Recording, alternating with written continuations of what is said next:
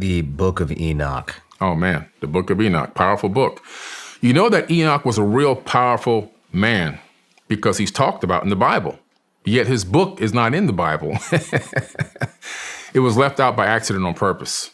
And the reason why is because he's talking about, and he calls these beings by their names, beings that were not from earth, that came here from up above and engaged mankind. They taught us how to build weapons. They taught us about perfume and makeup. They taught us how to make jewelry and beer and all this other crazy stuff, right? So these beings were physical, corporeal beings. They actually, at some point, even went to war with humans against other humans, putting on clothing and getting swords and everything else. They were having sex with humans. So these weren't like the angels that we're thinking with the fluffy wings, and these were people. I think there was a misconception in some cases as to what is an angel and what is a person based on the level of technology and the consciousness of those beings. I think that the people became like a cargo cult. In other words, they deified some of these people, even though they weren't deifiable. They were just people with more advanced knowledge. And so these beings did this. They engaged mankind. They also gave Enoch an appointed date that they were going to take him into space to go meet the master. Who is Enoch?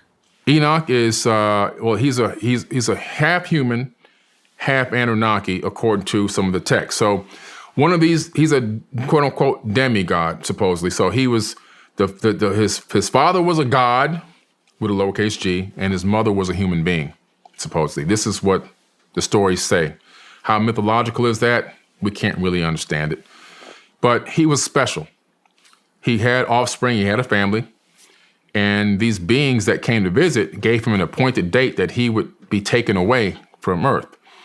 And so he got taken away from Earth, and he then describes the shape of the Earth, the size, the color, everything from space, a gigantic blue glowing sphere. He's then brought back at some point in the future. He went away for a while, then comes back. He left I guess his estate to his kids, his sons. So they were waiting for him to leave, and they was also waiting for him to come back. This was planned. It wasn't like some mystical thing. In the Bible, it seems as if he just disappeared from Earth and he was taken into heaven and never came back, but that's not the case. In the Book of Enoch, you find out he was brought back. Pretty interesting. But also what's interesting about Enoch is he came back with some advanced knowledge and understanding about construction techniques. Okay. So all of a sudden, this guy understands and knows how to build megalithic structures. Who taught him this information? Wherever he went, he became a student. And they brought him back, and he had this knowledge and this wisdom. There's only one Bible that exists with the full book of Enoch in the same Bible, and that's the Ethiopian Bible. It's a really, really old Bible, long before the Sinai Bible, long before the King James Version, out of Ethiopia, right where actually a lot of the Jewish people are. There's black Jews in Ethiopia, which I'm going to go see them next year when I go down to the Lalibela Temples, which is a mountain that was carved into a temple from the outside going in, just like Abu Simbel and Petra, Jordan. And so, ironically, right there in that same area, they've got the Bible with the Book of Enoch inside of it.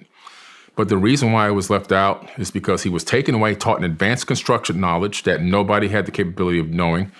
And he was also, he also had a record of these beings that were engaging the people in a way that it didn't seem too godly, let's put it that way.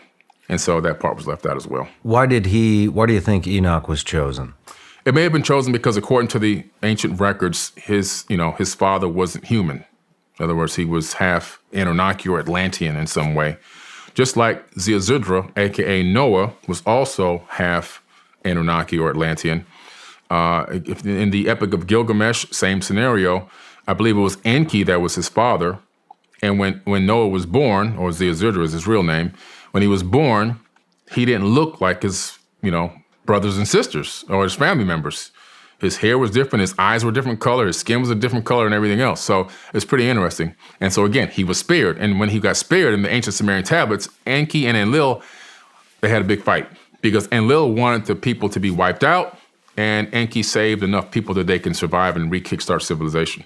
Hey everyone, this is Billy Carson, aka Forbidden Knowledge. I want to tell you about an amazing online academy that I created in order to help people become the best version of themselves. If you're into self-improvement, if you're into financial literacy, entrepreneurship, ancient wisdom, all those amazing teachings, I put them all in one place. Over 150 hours of amazing teachings in one place called the Forbidden Knowledge Academy. You can simply get there by going to 4bkacademy.com.